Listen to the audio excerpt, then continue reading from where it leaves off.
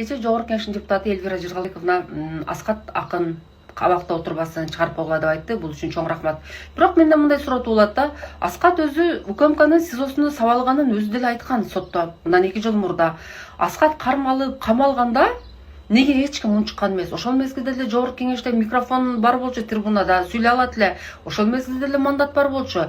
Аскаттын абактан чыгарына болгону мына аз эле калды. Саналуу эле күндөр калды. Августта чыгат, Кудайдын буйруса. Аскат абактан чыгар мезгилде анан Аскатты чыгарып койгула деген бул адилеттүүлүкпү же популизмби? Мен жеке оюм боюнча популизм.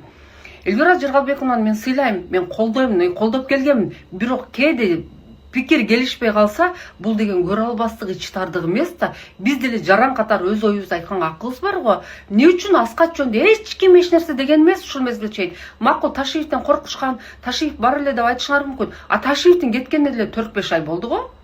4 ай мурун хотя бы айтпайбы Аскат чыгарып койгула деп. Аскат Кудайдын буйруса августта чыгат. Мына суроо элек Имамидин Ташев бар, Тилекмат бар, ошолор жөнүндө айткыла. Алар деле жеке өзүнүн оюн айтканы үчүн гана камалып отурат. Алар коррупционер эмес, алар төңкөрүш кылган жок. Алар мамлекетти тоногон жок. Болгону эмоция менен гана өзүнүн оюн жеке айтып койду. Ошол балдар үчүн күйгүлө, ошондо биз мына али суроо элек балдар үчүн адилеттүүлүк үчүн күрөшүп атат, адилеттүүлүк үчүн күйүп атат деп сыйлайбыз да. Анан жеке оюңду айтсаң эле, ой, көрө албайсың, ич тар дейсиңер. Ташиев болуп аткан убакта Эльвираны биз деле колдоп, Эльвира жөнүндө улам жазып жүргөнбүз. Эльвира деп.